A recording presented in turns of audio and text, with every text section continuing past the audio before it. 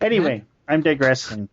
We were talking about introductions, and Yes. seeing as I've been yabbering on, and this was Okay. kind of my idea, and I'm recording it and whatever.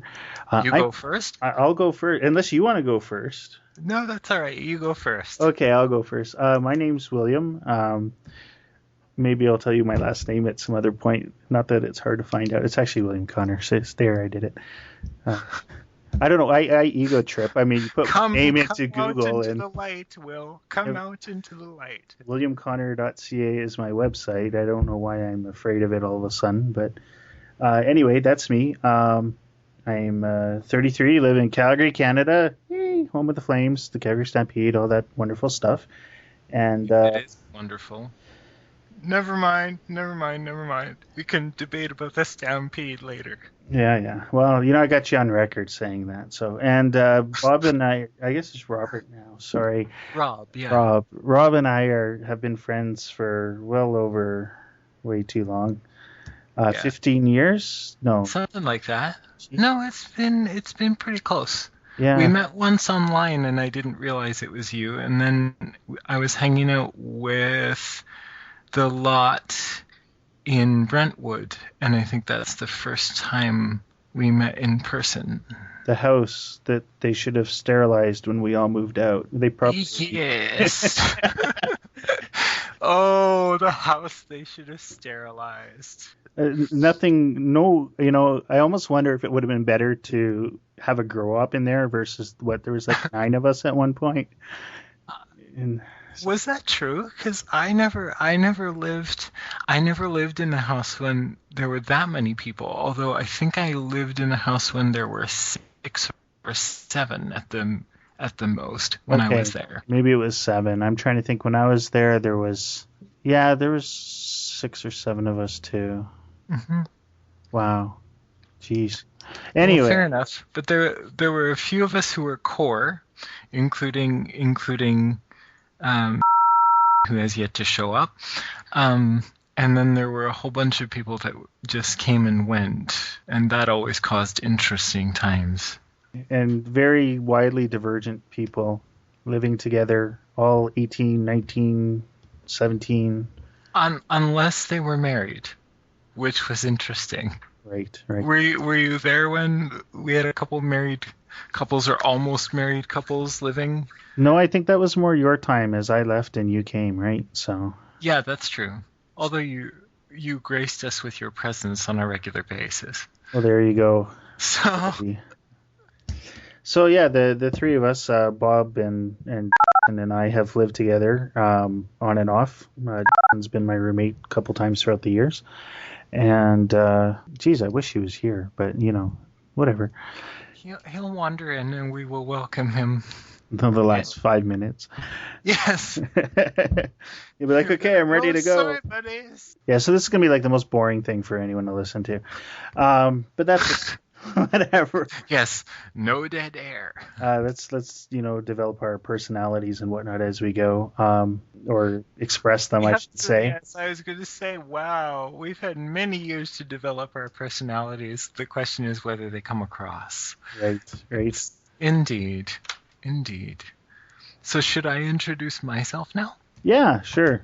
Okay, so my name is Rob Walker, and I live in Toronto, Canada, by way of Winnipeg, by way of Calgary, by way of Airdrie.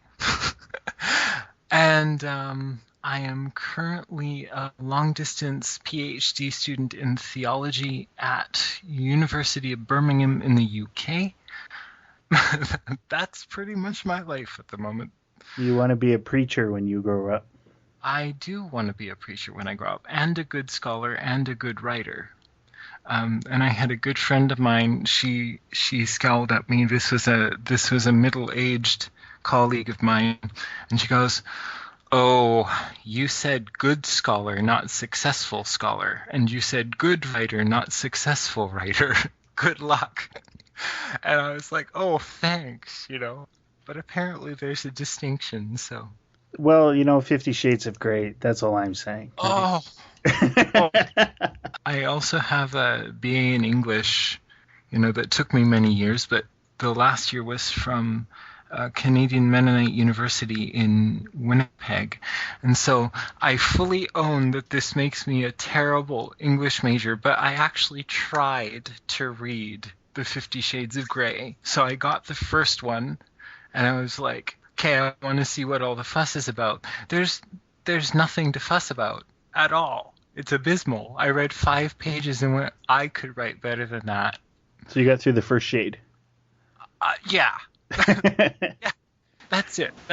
And it was abysmally written, and the history as a fanfic was still wildly evident, and I was like, this is awful, and this is supposed to be the bestseller of the summer, and people are talking about bondage and domination and all this sort of stuff because of this, mainstream story, and I'm like, oh, shoot me now, says the pacifist. It was bad.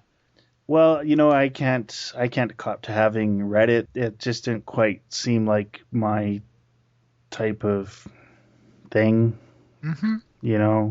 I like my fiction to have a little more substance. I was subtly hoping there would be some substance, because I'm like, why are these books selling like hotcakes? But there was none. So now, did you hear? And I don't know if it was Reddit or some other online community. I'm pretty sure it was a Reddit community, but I could be wrong. If I am, forgive me.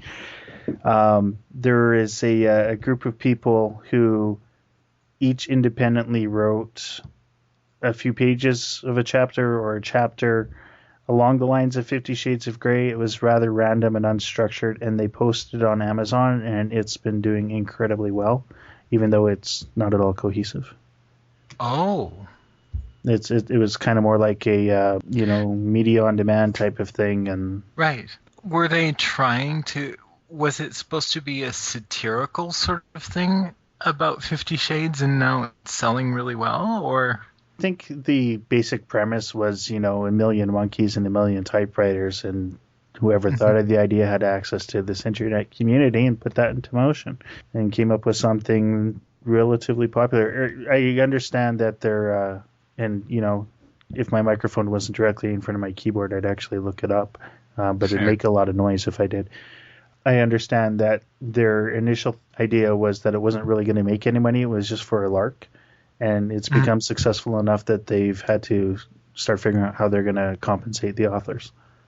Oh, wow. Yeah. So just a little comment on your good versus... Yes, successful. Right. Not necessarily indeed. The same things. No. But I do still stick by I would like to be a good preacher, good writer, and good scholar when I grow up. So... hopefully I'm on the way with all three. I think that you could be there. I've read some of your stuff, and well, thanks. It's definitely doable, I guess. Whether or not you agreed with most of the stuff you read is probably a different and very textured conversation. Textured, I like that. Well, which kind of brings us to the other point of why are we here and what are we doing, right? Yes. So our conversations, the three of us, when we get together, and I think the idea for this podcast really for me stemmed from our last meeting when you were in Calgary, and the three of us, one of our old habits was to occupy a booth at Denny's for an evening and debate theology and morality and ethics and the events of the day. And yes. I think there had been about a 7-year gap since we had done that last, maybe That's more. True. That's true. And the three of us got together and we picked up a booth in Denny's, and I swear to God, it was like an hour had passed. Yeah, it happened again. Yeah. So we figured that, maybe we could bring this, share our ignorance with the world on a massive scale. And that's kind of the whole point behind this. Tends to be more of a libertarian conservative type character. Mm-hmm. You as a theologian, albeit liberal, tend to still structure your ethics and morality around Christian ideology. Mm-hmm. And myself, I kind of just go with what works at the time. So our thought is someone sort of on the right, somebody sort of on the left, and somebody sort of in the middle. It was funny because about that, like most people when they encounter me are going to assume that I'm on the left, and I hope, the way that I describe it to people, they say, where are you politically? I say, I hope I'm radical, but I tend to jump from the left. So I don't know if that makes any sense, but I tend to decide issue by issue by issue, sort of where I am. But I suppose it's accurate that I'm mostly on the left. I just wanted to make a minor protest because I remember some of the suggested topics, one of them being about whether gay rights actually exist. Was that? I think that was one of the potential topics. Right. And human rights. Yeah. And so I was thinking that there was surprisingly going to be some pretty strong agreement, because I don't actually think human rights exist, which is a terrible thing to say when you're a liberal preacher, but there it is. Okay, well, expand upon that. Well, here it is. I think that human rights are premised on the idea that morality is universal, and that there's also something universal and transcendent that describes what a human being is. And so once you do that, it just becomes a matter of applying these things that are self-evident to to human communities or to human individuals. Except that those assumptions are liberal philosophical ideas that can only be enforced by liberal democratic states. And liberal democratic states don't acknowledge transcendence. And so basically it reduces to human rights are what liberal democratic states say they are, and if they change their minds or slide to the right or wherever you want to comment on the political spectrum, states can all of a sudden remove these supposedly self-evident human rights. Which makes them more privileges. Yes, and arbitrary. Right. Or relatively arbitrary. So the idea, human rights as we talk about them appear stable, but only if you have liberal democratic institutions that agree they should exist in that form. As soon as they disappear, so do your alleged human rights. So would you think that human rights are a luxury of resource stability? I've never been asked the question that way before. So my thinking along that is, Sure. that human or rights, as we tend to think them, are very much a luxury of the West. Okay. We tend to be the thought leaders in this, and I think that that's something that comes about largely because we don't have the pressures, or at least the same pressures, and maybe I'm talking out of my ass, and I often do and will. But, yes. I tend to formulate my thoughts as I go. I really don't think ahead on too much. But I think that it seems to me that when your major concerns are, fitting into Maslow's basics, the shelter, the food, that such things as freedom of speech aren't really so much of a concern to you or your state. Sure. That you're more concerned of, is the army going to show up in my village and rape me and pillage me, or right, that type of thing. Yeah, I hear that. And I wonder if in a situation where, say, a Western country, and I've kind of thought about this myself, so let's take Canada. Okay. We live here. Yes. And it's easier for us to comment on than other systems, although, Western Euro-American centric stuff is pretty consistent. Yeah. Or fairly consistent anyway. But let's take Canada. It strikes me that if we were resource deprived, we were facing economic hardship, many of our freedoms to, say, privacy, to assembly, stuff like that, which are fundamental rights in our Constitution, although that's debatable. We can debate the first line of our Constitution at some other point. would seem a luxury that wouldn't necessarily fit in line with the greater good and general order. Right. Right. Well, there's always a certain, yeah, it's sort of funny. Like where my mind goes with that is it was basically a philosophy class, but the prof was talking about how René Descartes, right, the one who said I think therefore I am. Mm-hmm. He basically conceptualized human beings as brains on a stick, was his joke. And what he meant by that was that Descartes believed that you could take one step back from all of your socialization and your ego, which is the space behind your eyes, if you want to put it that way, can make decisions that are independent of your tradition, independent of your bodily experience, independent of everything except for strict rationality. Okay? And there was a woman colleague of mine in my class who stuck her hand up and said, Descartes would have had a very different position if he had been a pregnant woman.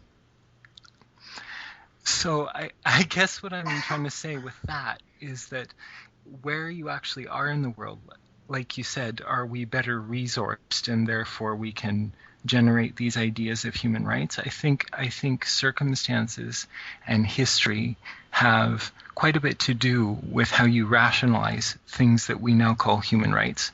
And if we didn't have that history, we wouldn't be dealing with the same set of problems. So the more privileged you are, or the more relaxed your society is, the more likely you are to develop complex philosophical systems like human rights. But, and again, it's that the term right, I think, is where, I mean, I would agree with you, but I think that the term right is kind of where what we're really focusing on here, right? Is so when we talk, we as in, el public, the public at large. Okay. My Latin sucks, so whatever. But sorry, I haven't studied it. When the hoi polloi sit down for a chat.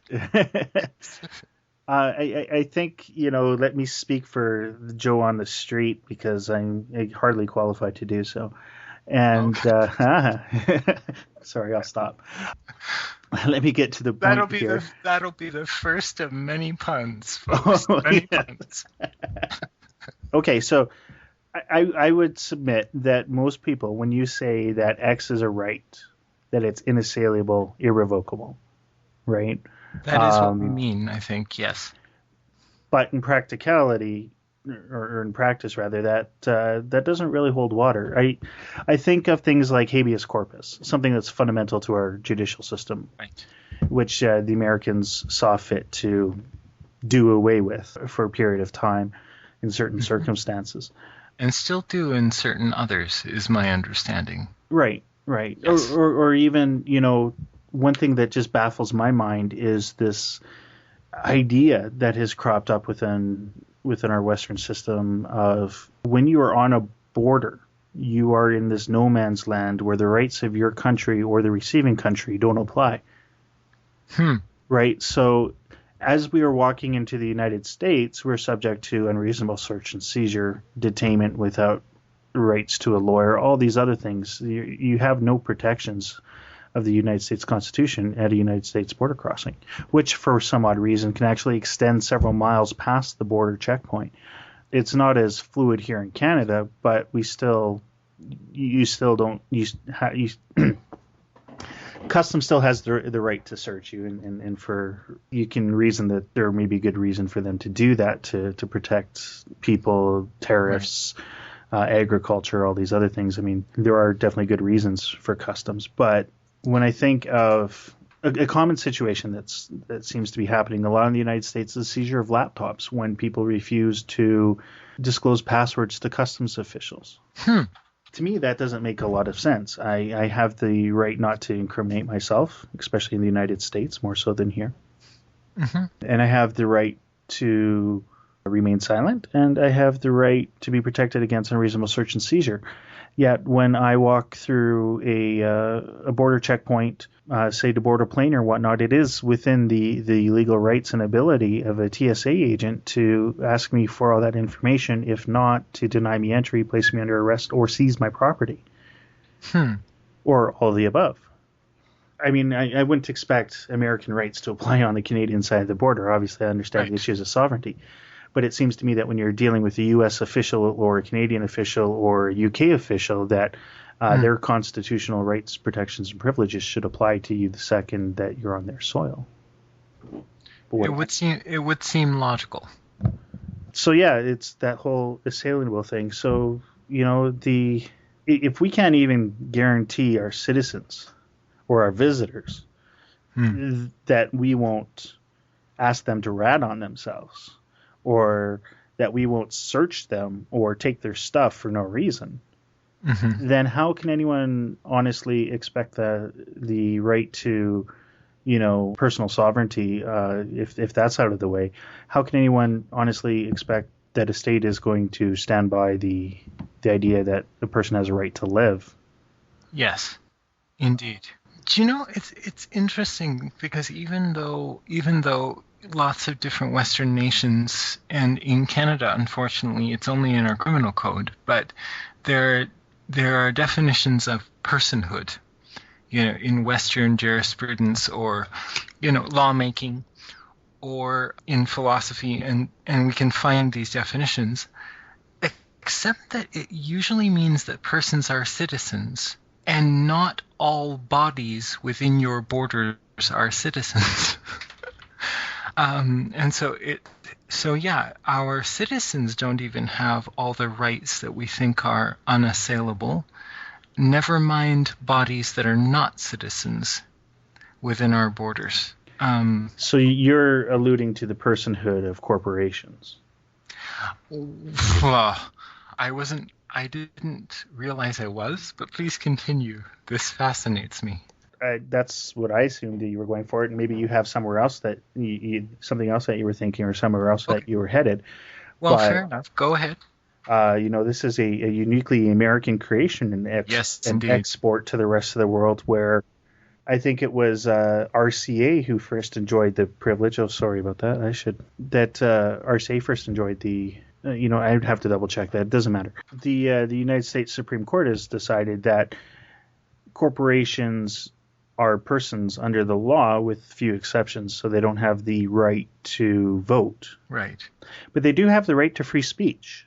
And they do have the right to exist and the right to purchase property. And it really changed our idea of what a corporation is and how the corporate charter worked. I really wish I knew my history better. I don't know if it was railroads or broadcasting was the industry that did it. It was one of the two. But prior to that, a corporate charter would be issued to complete a specific task. And once the task was done, the corporate charter would be dissolved. So if you were an engineering company or a group of engineers and you wanted to build a bridge, you would form a corporation for that purpose. So it was task oriented, and then so if I hear you correctly, whereas before a corporation was a task oriented entity that would dissolve at the end of the task, we, being our brothers and sisters in the United States, I guess, have decided that corporations are enduring entities that are equivalent to human persons in a lot of ways. With a few exceptions, yes. Yes. I think the rationale originally was, we can build a railroad, but how do we then maintain it and operate it, right? So we need an everlasting charter. And you kind of get this mission creep that has come up from them. Like, well, if we're a corporation, we need the opportunity to be able to purchase land and hold it for the development and betterment of our enterprise. And then this idea of corporate personhood became bestowed. And from there, I think it's really perverted. We now have these entities which are completely unaccountable, multinationals, and I can't believe I'm going down this road.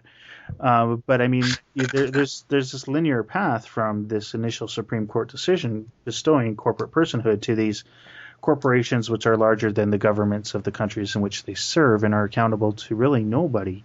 I mean, their economies are larger than any group of citizens could ever hope to withdraw from, and they obviously don't answer to a celestial power, let alone a state power.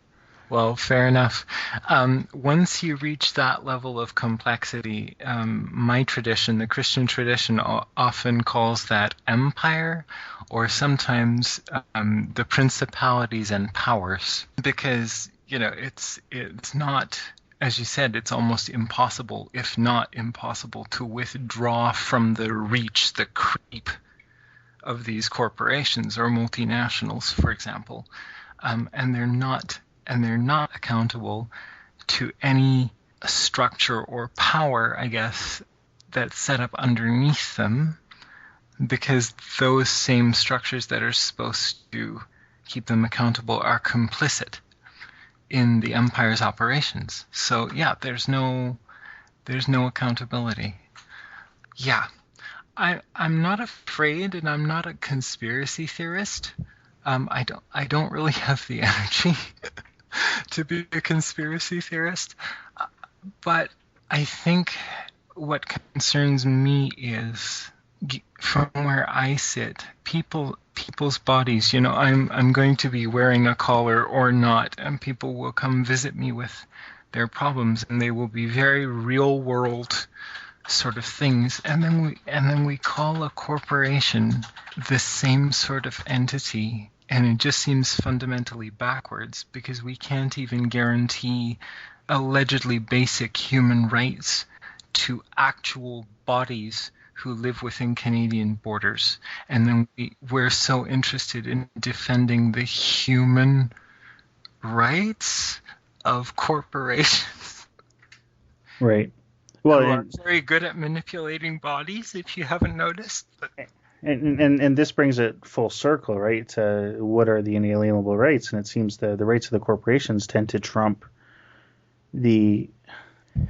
Okay, and I'm really not anti-capitalist, so these are kind of hard statements to make. But in a lot of situations, when you take the idea of how IP law and copyright law is being designed and enforced, it is to the benefit of a corporate entity. Intellectual property. Okay, thanks. No, that's fair enough. I mean, if you have a question, I'm sure somebody else does, so never be afraid to ask it. I sure will. A lot of that, and these are things that, directly affect our culture. Like, how do we create, and how do we communicate, and how do we distribute culture? Right? Like these are fundamental to who we are as a society and what our values are, our ideas of privacy and whatnot. And if they're controlled legislatively by a few bodies that are protected, I mean, I don't have a problem that Viacom exists. I have a problem that there's only 5 media companies which control the majority of our cultural input and creation and distribution within North America. Gotcha. We realized that earlier on when we had caps on how many newspapers you could own and how many telephone companies you could own and how many radio stations you could own, and because we didn't want one group of people dictating the narrative to the masses. And the internet has alleviated a lot of that, but to say that we're not victims is the word I want to use, but it's not the right one. Right. To say that we're not consumers of mass culture and broadcast culture, I don't think any of us can get away with it. Even if we don't participate in TV, we associate with those who do, right? And there is kind of that pressure to know that maybe you don't watch Jersey Shore, but you still kind of know some of the crap that went on there. It's in the cultural lexicon, sort of. Kind of like for lots of people who hate Star Trek, right? Still no beam me up, Scotty. It's the same. Never said, but whatever. Yeah, but yeah. but they know about, I get to beam somewhere. Yes, yes, yes. Yeah, it's the same sort of thing, and I think that's right. Yeah, I don't quite know where to go with that, but I get worried too.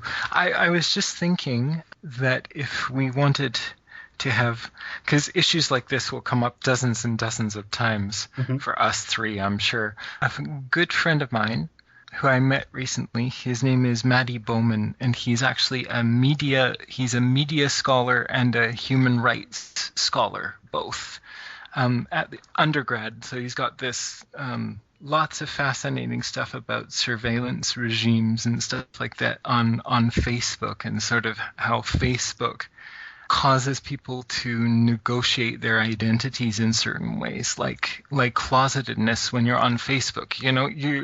You're not half out of the closet on Facebook. You either don't have a relationship status or you do, and it's perfectly clear Right. where you are. Stuff like that, and then given that one change in your information, ads will be targeted in very specific ways. And yeah, so it's a lot of the issues that we've been talking about here. I suspect my friend would have very wise things to say. He'd stir the pot even harder than we can. Oh, I think having guests on like that would be awesome. Yeah, I think he'd be quite willing, actually. I want to get back to this idea of personhood, but Yeah. before I do, I want to share kind of an anecdote regarding that. And I ran an experiment in November. Okay. I guess it would be an unethical experiment, What do you mean by experiment? I was going to say more. but it was a bit of a social experiment that I enacted on my social group, and of course I couldn't warn them beforehand because that would skew the results. But I wanted to see how much people have grown to trust the information presented to them online and through entities like Facebook, and Facebook was the one that I used it. And then I realized It's not scientific or anything else, but I kind of had this hunch and I wanted to see what would happen. So back in October, I think it was, I changed the month of my birthday on Facebook to November 18th from April 18th. And that did not go over well with a lot of people. There were about 3 people that messaged me and said, dude, your birthday's in April. And I'm like, yeah, I know. Thank you. I actually had a friend. She took me out to a play and dinner and whatnot. And we went to dinner beforehand. And when I tried to pay for the bill, or pay my share of the bill, no, I was going to pay the bill, sorry, because she'd also paid for the show. Sure. And I tried to pay for the dinner, and she wouldn't let me. And I'm like, I appreciate this, but what's going on? Why won't you let me do this? And she said, well, it's your birthday tomorrow, right? So happy birthday. And I'm like, oh, shit.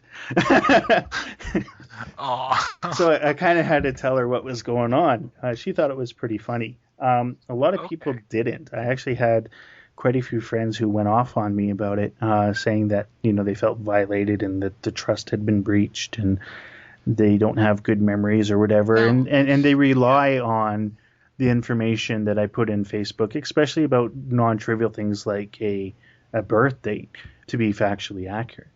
So that and the reason why I came about this, because I found that I'd actually forgotten a lot of people's birthdays, and I was just watching what Facebook was saying. And then I'd click that little birthday window, and it gives you the list of the 5 people whose day it is today. Understood. And you put in happy birthday, and I've been trying to at least put something different in every time. But Me too. in all honesty, I don't know when anyone's birthday is anymore. I know when my family's is. That's about it. Yep. And it's always been like that. I've always relied on Outlook to let me know. Now people just put it on Facebook, and it's there. But, I thought, okay, so how many people are depending on the veracity of the information that's posted online? What I wasn't prepared for was the negative reaction that I got and the sense of betrayal directed towards me. It wasn't even that the system had lied to them. Do you know? But I had lied to them through the system. Right, but and they felt that I was breaching a trust that they had between them and Facebook. That's so. Oh. right? Because I'd manipulated the information that Facebook reported to them. So it wasn't, Yes. I mean, and yeah, I suppose I did, you know, breach the trust directly, but it's Mm, rather inconsequential. So whatever, yeah. with the exception of the person who That's so decided to buy me funny. dinner. That's so funny because I remember, because I honestly didn't remember that your birthday was in April, but I did think for a second, like I second guessed myself because I think I was one of the ones that sent you happy birthday Yeah. on your wall. But I think, yeah, because I remember second guessing myself for a second, going, I think I've seen your name pop up less than a year ago, but I couldn't remember clearly. And so here I am. But I actually in my head decided, correct me if I'm wrong, if there was text that I sent you to the contrary, but I remember deciding that Facebook had fucked up somehow with your information rather than you had. So that's interesting. That just lets me know, because I assume most of the time that most of my friends are not deliberately lying to my face, so to speak, my virtual face. Right. Uh, you know, my pretty little picture on my Facebook. Um, so Well, and I don't then know. I guess that brings an interesting ethical question too. Like, where is just the way that you phrased it too, that I was lying to your face, right? Like, so, Well, no, I don't think you were. I assumed you weren't. Right? That was. but it's kind of part of how do we. I'm actually kind of scrolling through the Facebook here to try and find out what you did say, um, Okay, fair enough. but Knowing me, I gave you a blessing of some sort. And then you were like, dude, it's not my birthday. And I probably said something like, oh, sorry. your language there is telling you, yeah, you might have sent it through private. It's not on my wall, but anyway, Oh, okay, fair enough.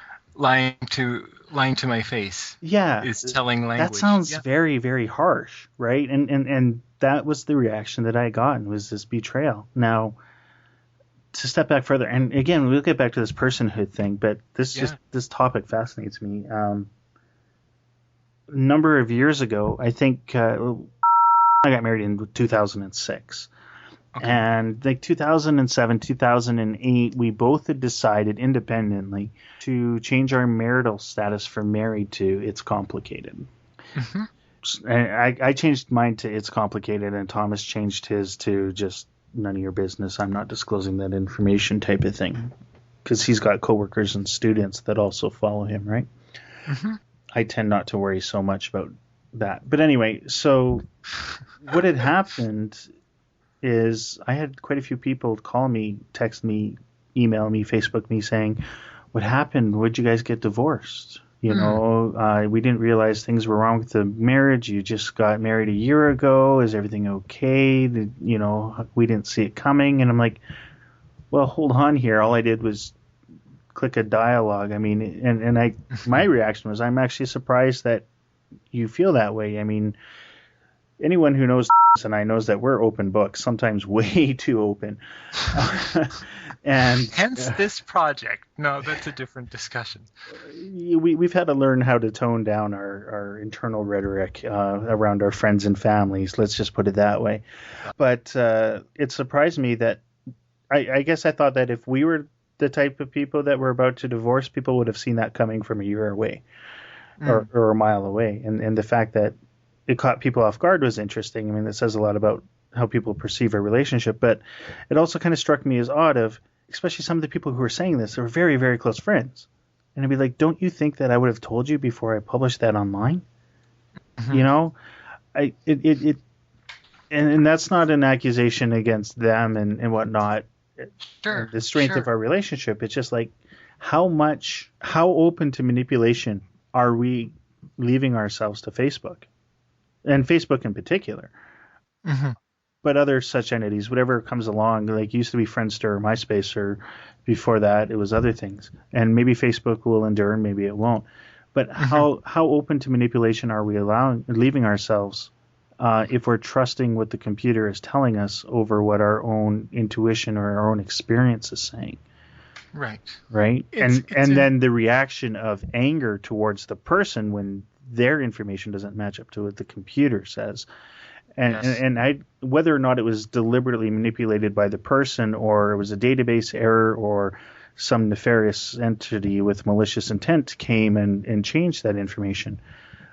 What bothers me is that people don't question the trust relationship they have between Facebook and themselves. I'll stop talking. It's interesting because one of my professors, he at Canadian Mennonite University in Winnipeg, his name is Paul Dick, and his research was on doctoral research was actually on the history of the book, like codexes and stuff like this, and so part of his current research is about how people communicate in hypertextual sort of environments, okay? And sort of how personality and stuff like that is expressed in hypertext. And that just sort of got me thinking, because I kind of went to him at one point and I said, if we assume that our hypertextual environments are extensions of our bodies, that strikes me as somehow depersonalizing.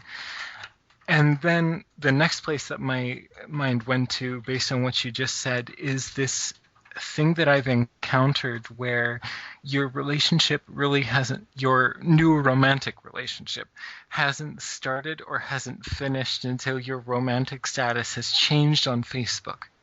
Yeah? Let's elaborate on that a little bit, clarify. Oh, okay. Well, I've just seen it where people will sort of, like, they'll have exactly the reaction that you described. Like, when I decided to take my relationship stuff off what people could see, I had several people, especially people in my family, because I guess Facebook told them something about a breakup, or I don't know what Facebook phrased it as, but it was, "Are you okay?" And they were prepared to hear sob stories.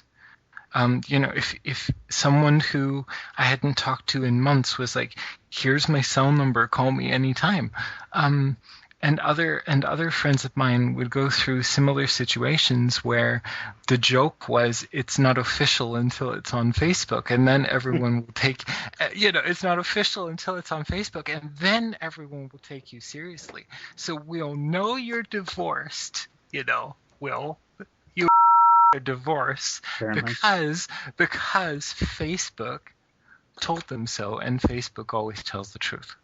Right. Yes. Facebook as a person, oddly how we've been talking about Facebook like a quasi-personal entity, even in this small part of the conversation. So Facebook, the corporation, always tells the truth. But does it? Unless they don't. It raises 2 points for me. I think we're going to come back to this idea of personhood at some other point in time, corporate personhood. Maybe we should table that for some other time when maybe we could read up on it or maybe understand it better, have somebody who knows what they're talking about come join us. I don't know. But I really like this idea, this whole Facebook thing. It's really kind of lit a fire under me. So I'm going to continue with it. And in rights, I'm sure, is kind of the underlying thing that is going to dominate most of our conversations. So if you're amiable, but you can't see me, but I'm crossing myself. If most of the conversations we're going to have about rights, I imagine that I'll be gritting my teeth at various points, because I don't actually affirm the existence of rights the way that we usually talk about them, as I just said. Right. But yes. So, anyways, Lord save me now, as we might say in my tradition.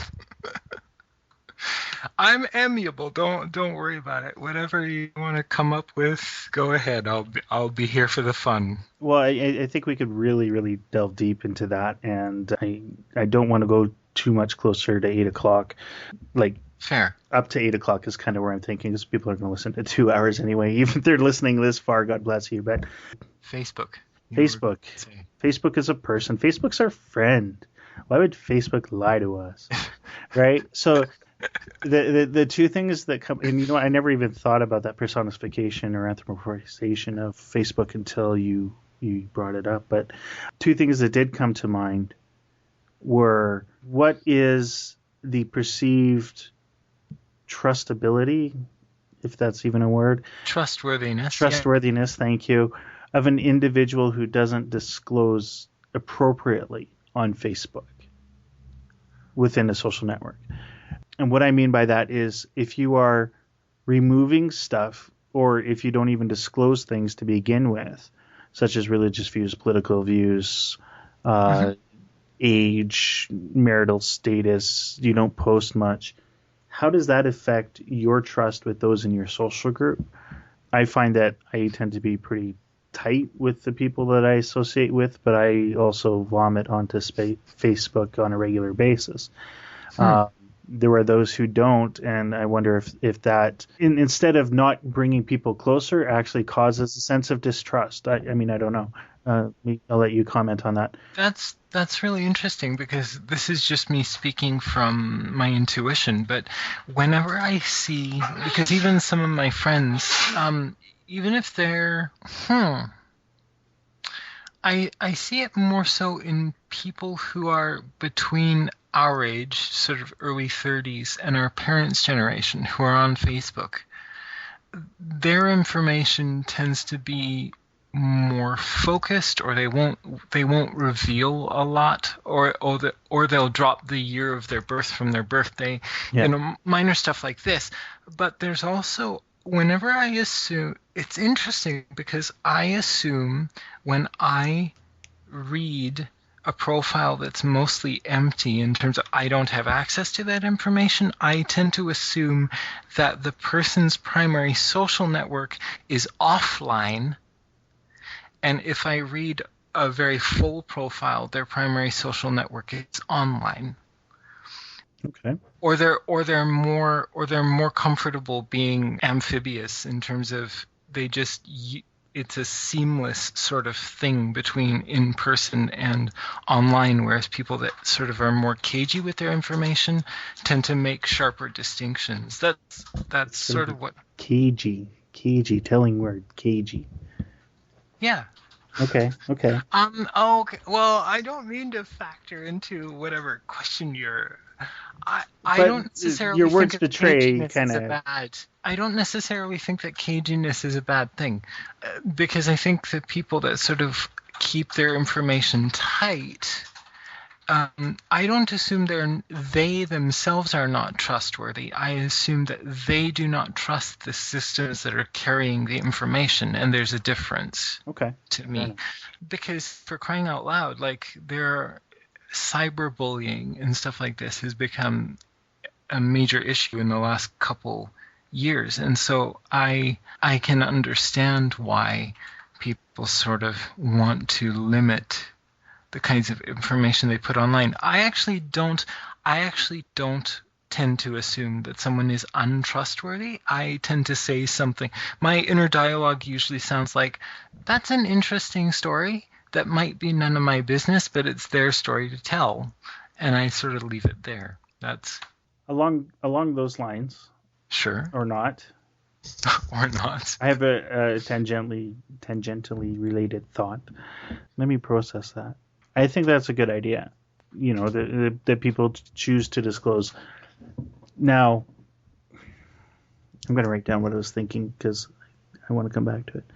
Okay. What was the good thing about what people choose to disclose? Okay, so you're talking about, age groups tend to inform how people socialize online, and I would definitely agree with that. So Would you maybe have a greater degree of trust for somebody who was younger who disclosed more versus somebody who was younger who didn't?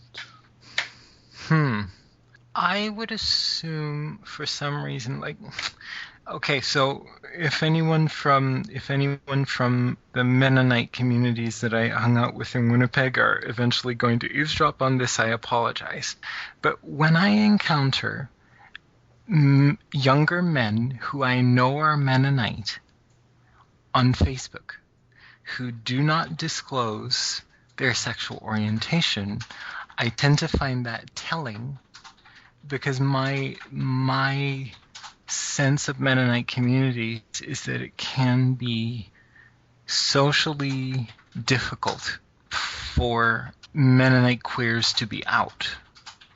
So most Mennonites I know will very clearly put their sexual orientation on their profiles. I don't know why this is. This was just what I noticed. I'm strictly speaking from intuition here.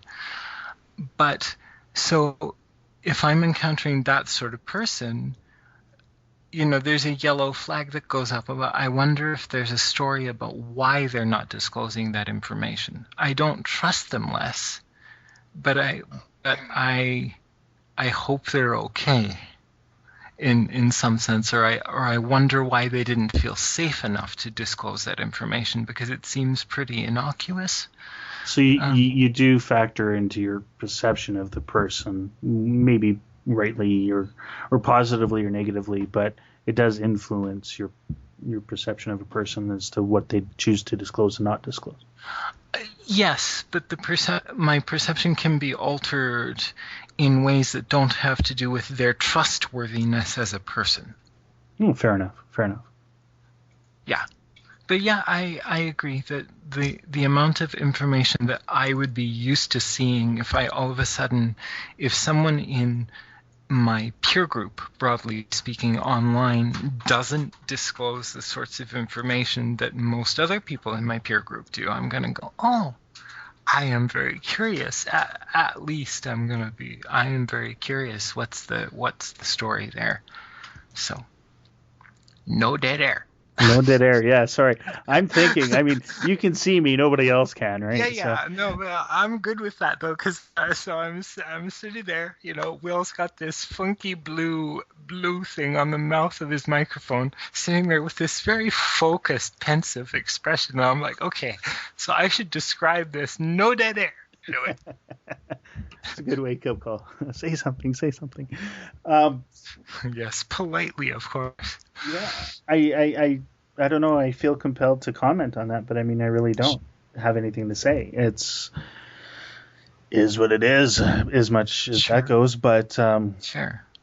I think just the whole concept of how we relate to people through this medium, right? And we think of it as one-on-one conversations with people or group conversations, or we forget that the system itself is an intermediary that, I'm sure we've all noticed it, where Facebook decides that we need to be friends with somebody again, and they start posting it starts bringing updates more into focus on your wall for whatever reason, and takes other people away. By what means it does that? And you know what? I can say that it's definitely influenced, and I'll cop to it, as to how I socialize with people and who I socialize with. If people kind of disappear from Facebook, then they're just not top of mind, especially when there's always somebody else to step into place, and I'm being manipulated by an algorithm, and that's kind of scary, And I wonder how people deal with that, or I wonder what the effect of it is on people who don't even realize it's happening, let alone realize, but just kind of submit to it anyway. But you just sort of shocked me, because in a way,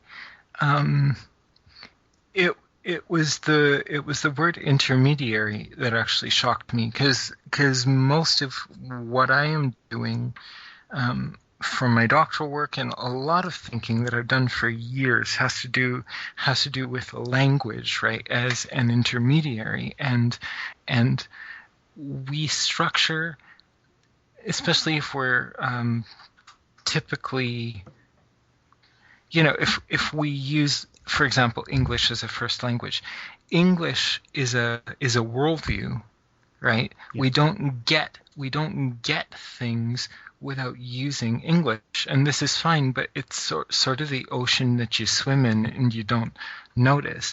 And then Facebook, for me, until you said that, so I was just all of a sudden I'm mentally one step back going, oh my goodness.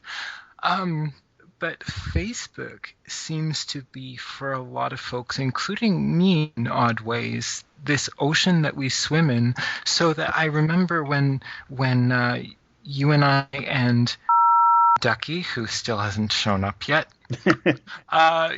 so we started going back and forth on some issues that felt rather loaded to me, at least emotionally. But there came a point where I sort of had to say, I hope that there's a distinction between this conversation and our friendship, because I'm not quite sure how to interpret. But I remember that made a comment right at the beginning about this, and another friend of ours sort of made the same comment about this feels a lot like high school, and we're sitting around the table and we're chatting about stuff. And so that sense of someone's Facebook wall can become the group conversation, as though I'm sitting there looking at your face, because that's the simulation, right? Is I'm looking at your face. Very much. Yeah. But that is an intermediary that we don't think about the fact that we speak English, and we don't think about the fact that we're using Facebook. And Facebook especially, my Facebook profile is not an extension of myself. I use it, or I hope I use it, but it's not my personal identity. People will find out a lot about me on my Facebook profile, but I hope to God they won't assume, if you haven't heard my voice before, I guarantee you'll get my voice wrong in your head reading what I write on Facebook. And it's not because I have a very different voice when I write. It's just that I've had the experience over and over and over again of people meeting me for the first time and saying, your writing doesn't sound anything like your speaking voice, but now that I've heard your speaking voice, I can now interpret everything else that you said correctly. I'm putting it in quotes beside my head. Okay, so I can see that, yeah. Yeah, so it actually sort of scares me that Facebook, I think the thing that people don't notice, you commented earlier about, I wonder what happens to people that they don't even notice that Facebook is the intermediary. My intuition wants to go somewhere really scary, which is their Facebook profile is an extension of them. It's like a virtual extension of their body. And if they lost their Facebook, I think so. Sorry, I didn't remember the technical term, but yeah, they treat the Facebook as an avatar, and people would be, if Facebook just went poof, like all their servers crashed, or I don't even know if that's possible, but Facebook just disappeared, right? I'm talking to an IT guy who's now laughing into the camera because I don't even have proper layman's terms, but Facebook disappears. No. You know what? My reaction wasn't about that. It was the social consequence of it. Who uses MSN anymore? Who uses ICQ anymore? Who uses email? I mean, even text messaging and everything. I like email. I write emails. Oh. I would like our listeners to know that I love writing real emails. Yeah, but those are letters. Those are snail mails. They're not, what I mean? It's my primary source of community connection, whether it be with my friends or family. Even my mother now is either through text messaging or Facebook. And now that I'm no longer using an iPhone, Facebook has become the... What? You're not using an iPhone? I know, what? Scandalous.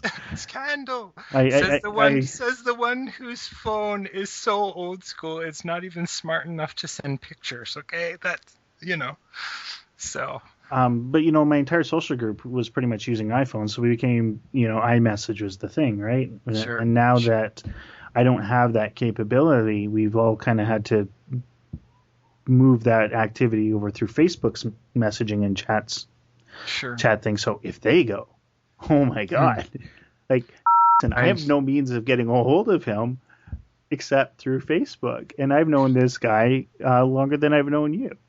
Yeah. Yeah. That sort of, because like you said, okay, I'm glad you weren't laughing at me for my lack of technical know-how in terms of IT stuff rather. But yeah, I think, because there are things, there are tiny thoughts, and the reason why some of my Facebook statuses are so short is because I don't really mind if I lose them. But I really wonder, people who post hundreds of pictures because they document their lives and sort of allow people to visually eavesdrop, if you want to put it that way. And then their avatar, their Facebook page, dies because Facebook disappears. I think some of the social consequences, I wonder if some people would honestly react as though somebody had been killed or a pet had died. Or what happens when you're a writer and you've got 2 years worth of writing and everything crashes and you forgot to this sort of reaction, and then you realize about 2 weeks later, if you're like me, when my computer crashed and ate most of my papers for 5 years, you realize that you're still alive, but it's which is a weird way to put it, but for me, I wonder how shocking it would be. I wonder if people would behave as though a piece of themselves had died, or they'd lost a limb, metaphorically speaking. Right. I don't know. I do not know. But I think the level of shock for some people, if Facebook were to die, my roommate sends me a Gmail chat message. He says, Facebook offers a backup function. Smiley tongue face. It does, but it doesn't. It allows you to archive your data, but it doesn't allow you to replace it as that intermediary. It's the coffee table, right? Right. It's that, I may lose everything I've ever written or posted, but then that means my ability to connect and stay connected with people who I may be in contact with, like, on an hourly basis. There are some people at school, I'm at Mount Royal University in a computer information systems degree, and I run a number of clubs and I'm involved with the Students Association. So there's stuff that I'm pretty close to, and we're in constant daily contact with each other. On Facebook? Facebook, okay. And it's for our groups. That's how we organize our groups and whatnot. So what type of disruption? Yeah, sure, you keep the data, but that's almost ancillary, right? Like, what then becomes the medium by, like, oh my God, I got to pick up a phone? I'm getting rid of my home phone, and in all honesty, if I had the option, I wouldn't even have voice minutes on my phone. I don't want to talk to people. I'd rather text them, because telephone conversations are on demand, and they're not respectful of the other person's time, right? They're the leash that we pull and yank to each other. Whereas text messages, and I'm not saying that it's a horrible thing, but whereas text messages allow people to deal with the information and the communication when it's convenient and pertinent to them. Yeah, for sure. I'm just laughing because you probably remember from quite a few different conversations over the years that I love stuff about personality theory, some Myers-Briggs and that sort of stuff. So I'm like, you sound like an introvert. But the thing is, like, I absolutely agree with you that the only way, like, I had to do a lot of thinking before getting a cell phone, And I did it for two reasons. One, I was in Toronto, and sometimes for me it's a safety thing, given that I live with cerebral palsy, and one of the effects that's been documented for my brain is that spatial orientation is compromised. So spatial orientation is what lets you get from point A to point B and map things in your head and sort of, I'm moving west rather than east and all this sort of stuff. So if everybody knows what a percentile is, mine is in the 5th percentile, meaning 94 people out of 100 will do mapping tasks better than I do. So if I'm in some neighborhood in Toronto and don't know where I am, cell phone is my best friend. The second thing is just, being connected, but I refused. And until I sort of figured out how to do it for myself. The reason why I refused to have a cell phone was because I didn't want the yanking leash sort of effect, because I see it in most of my friends. Absolutely. They feel obligated. Their cell phone is on their hip and it goes off and they feel obligated 100% of the time to pick it up. And I'm like, no, the technology does not control you. You control it. Okay. Oh, that's the worst, when you're talking to somebody and their phone goes off and they reach for it and they go silent. Oh, that, it pisses me off to the point now where I just like, okay, conversation's over. Like, really? It's I don't know what it is. If someone's phone rings and they don't go for it, though, do you just sort of ride out the ring and let it go to voicemail, or is the conversation silence it or whatever? If somebody says, you know what, I really need to get this, I'm expecting it, it's important, blah blah blah, fine, whatever. But if me and you are sitting at Denny's having a conversation, or it doesn't have to be Denny's, but yes, Denny's may seem more acceptable. We are not a slave to corporate logos. But even if it were the Keg or some other upscale chain, and it gets worse the higher that my meal costs, right? Like if I'm paying $10, I might tolerate it more than if I'm paying $50 for my pork steak. Sure. But even then, it's frustrating, because when people do that, and my husband does it all the time. Unfortunately, I don't have the luxury of walking out on him.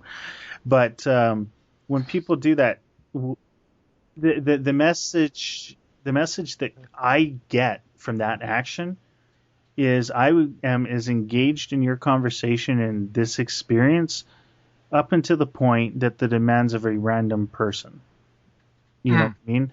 So I'm obviously not able to hold your attention if something that you don't even know who it is and what they want is enough to pull you away from it, especially in the middle of speech.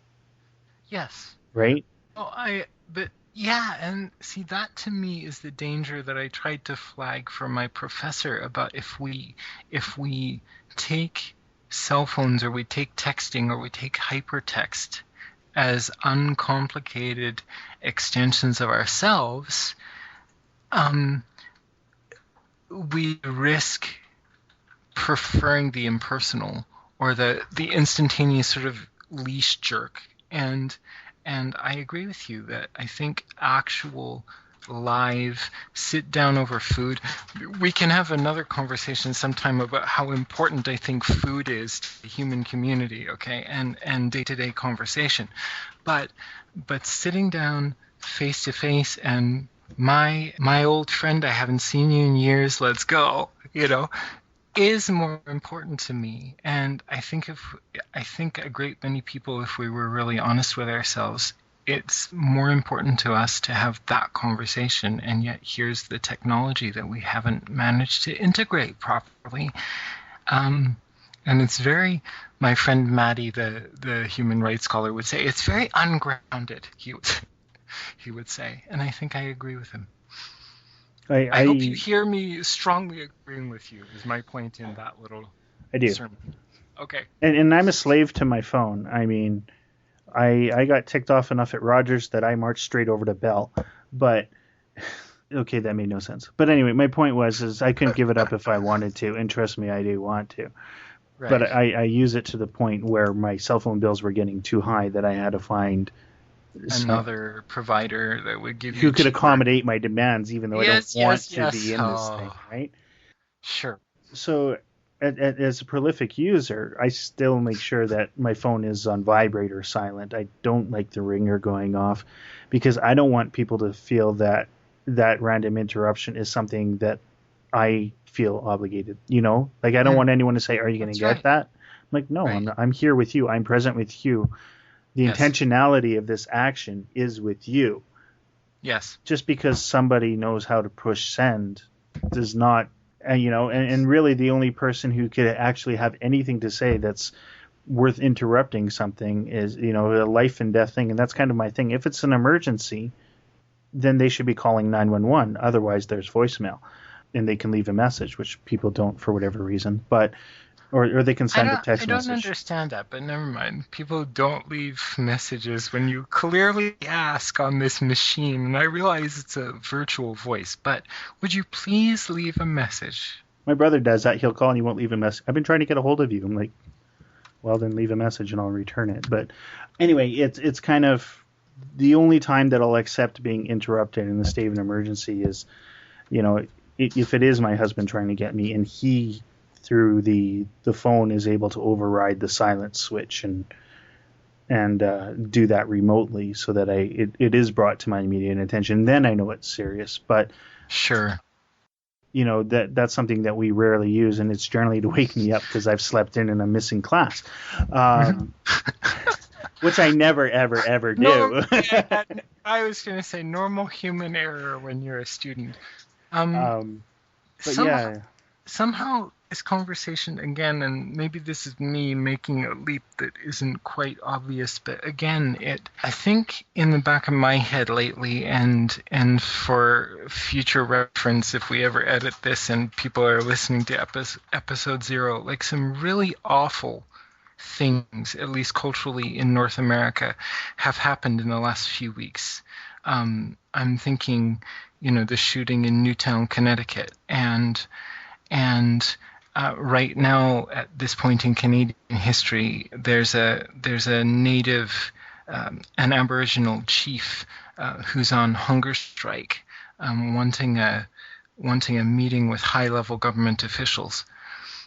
So this sort of thing about being present and not making assumptions and having priorities for each other when we're actually physically present to each other strikes me as really important. And then getting back to humanity and rights and stuff, and then we want to talk about corporate personhood. Okay, and I'm just like, no.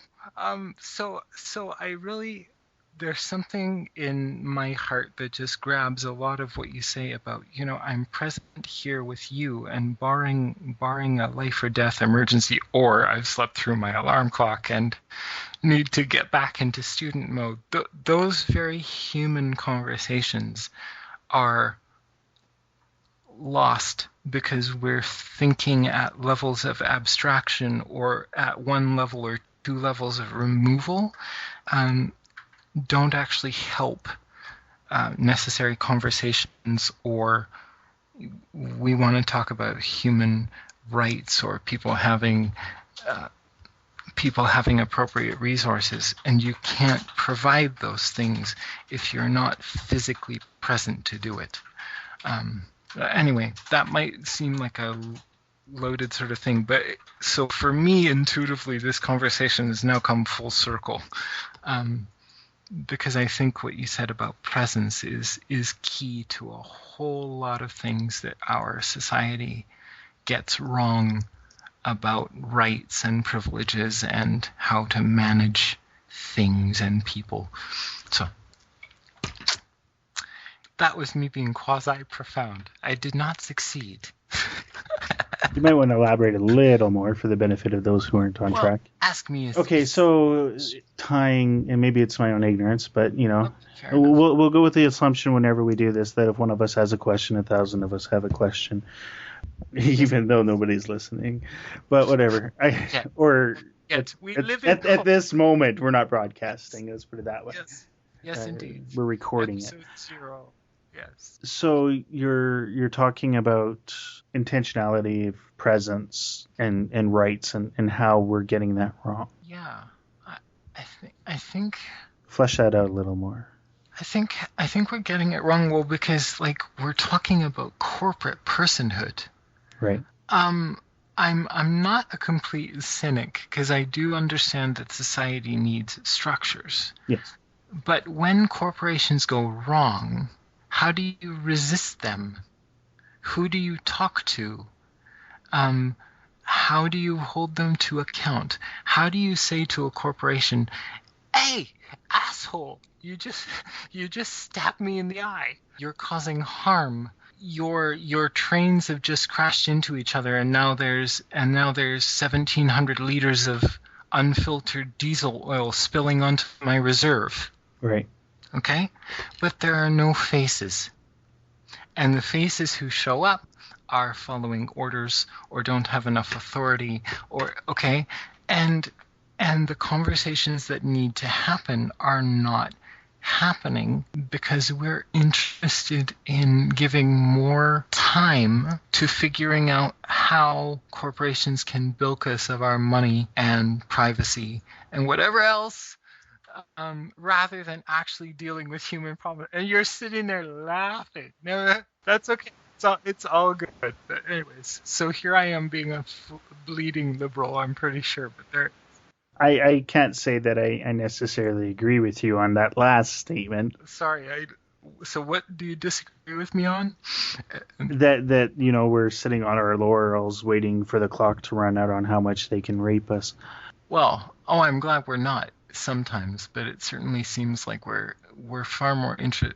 I don't know who we is, and that's the problem with my statement. I think it comes back to the structure of corporate personhood trying to be something that it can't be, trying to take the place of a flesh and blood human as a natural person, as would be called legally, versus Interesting. an unnatural person, which would be a corporation. Okay. So, a natural person has ability for conscience and whatnot that a corporation is legally mandated not to have. So a corporate charter requires that a corporation act in the financial best interest of its shareholders at all times. Right? It's driven exclusively by the profit motive. Whereas we can say as individuals, that's not a value I want, that I want to be able to have that ability for gray in my life and say that I don't need $1,000 if, maybe I will let go $700 of profit because this is the morality of this choice means more than the profit of the choice. Legally, businesses don't have that option. And there is an interesting concept coming out in the United States, and I can't remember exactly what it's called, but it's kind of a hybrid between the for-profit and non-profit where you're allowed to set out and operate under for-profit rules, but you're not necessarily obligated to have a year-over-year or quarter after quarter profit. Okay, sure. So that the profits of your business are allowed to be directed to a specified community good versus, the benefit of the investor shareholders. Sure. So that's something that... See, now I didn't realize that, but that's right. Oh man, so many. I'm glad there's the middle option now that's emerging because I just have so many not always have, in the past 5 years or so, serious problems with legally obligating companies to always answer to their shareholders and to no other considerations. Right. is a I'll use the economic metaphor deliberately, morally bankrupt sort of way of doing things. Have you watched the Canadian, I might add, documentary The Corporation? I have not. It's available on Netflix. And maybe we should kind of come back to this idea of personhood and alternative corporate structures to give us some time to do some research. I'm just looking at the clock. Absolutely. We're about 90 minutes in, so we've probably lost a lot of people. And this is assuming we don't edit this one and then, right. Well, that word will probably go. But, it's... Nobody expects the Anglican Inquisition. I like where this conversation is happening, and I'm sure that we could go on for a while, but I just don't want to exhaust. I mean, I think we've proven the concept that there are many rabbit holes we will travel. And I would suggest that The Corporation is a good documentary to watch. Okay. The point of The Corporation is looking at it from the legal point of view and comparing it against what the DSM-4 lays out as the symptoms or the qualifications to be diagnosed as a psychopath. And Really? they make the That's argument that it lines up. fascinating. So That's fascinating. Okay. that might give you some fodder, and then we can also look into this alternative corporate structure and get back into this conversation of personhood and in human rights and whatnot. I'm sure there will be plenty more times to do this sort of thing. Hopefully with Ducky here. Yeah, it's too bad he didn't show up. So that's kind of where I would like to leave things.